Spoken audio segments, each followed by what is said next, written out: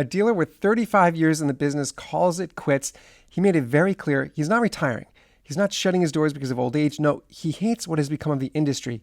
That is his quote, and he's out. In the next 3 minutes, I'll show you why this dealer is walking away 35 years ago. We're talking about the late 1980s. Try to imagine the daily life of a dealer at that time. This is pre-internet, pre-cell phone. In fact, the best use of technology for a dealer at that time would be to invest money into late-night infomercials. That would be the only way to cast a large net upon the market at that time. The top method to attract new customers was through word of mouth, foot traffic in front of your coin shop, coin shows. You also need to take into account one major factor when we look at the market today. When this guy started in the business back in the late 80s, gold and silver coins were exchanged, they were raw. Third-party grading systems, the grading companies, I'm talking about NGC, PCGS, they were not established at that time. So you never saw coins in plastic holders, plastic slabs. This means that customers relied heavily on the knowledge of their dealer, and trust was very important. Forming relationships with customers was super important. Those days are gone, clearly. Now, in my last video, we discussed the impersonal attitude of today's coin shops. Bulletproof glass, intercoms, unfriendly attitudes, they're common. With third-party grading companies dominating the market, we no longer rely on the knowledge of the dealers, and they don't need to foster a friendly relationship or build trust. If the plastic holder says the American Gold Eagle is graded MS69, we accept that as valid. With this change from raw silver and raw gold being bought and sold, with this new market that relies on slab coins, we're experiencing a generational shift. The generation that was interested in buying and selling silver coins for numismatic value and gold coins for numismatic value, that generation is dying off now. We have a market that is heavily based on gold bullion and silver bullion. Please leave me a comment. Let me know what you think about this shift in the market. It is massive. It's a big change, and I'm eager to hear your opinion. Why would this change be so frustrating for a dealer? It's quite simple. His expertise is unnecessary. He's no longer an important piece of the transaction. Even for the coin collector that wants to buy a rare coin with numismatic value, that collector doesn't need to rely on the expertise of a local dealer.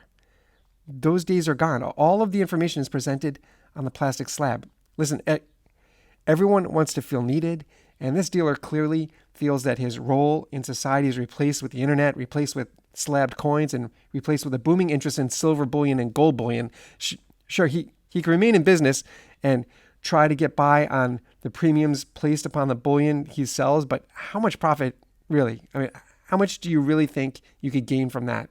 Please leave me a comment. Let me know if you have an idea of how much profit do you think a local coin shop can bring in just off the premiums of silver bullion and gold bullion. I really want to know what you think. I can tell you with confidence that it's nowhere near the profits they were bringing 10, 20, 30 years ago when they were basing their business profits off of numismatic value, right? The value of those rare coins.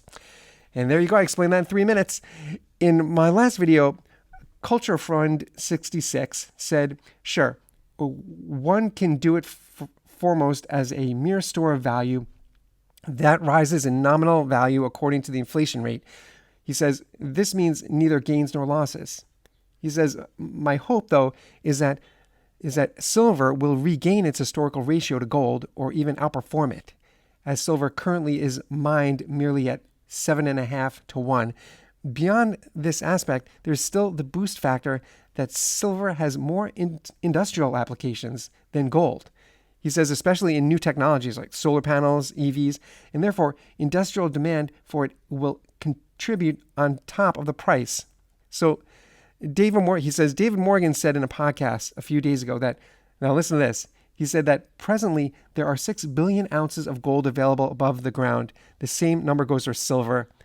He made a point of putting an exclamation point there. Thank you for that comment, Culture Friend. And wow, I mean, is that true? Is there possibly 6 billion ounces of gold above ground? I've always heard the amount of gold available would fill 3 Olympic-sized swimming pools. That's what I've always heard.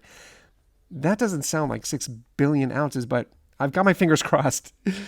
Hit subscribe. In my next video, I'll show you how silver is keeping us behind the 8 ball. Hit subscribe. I don't want you to miss that. I'll see you in the next video.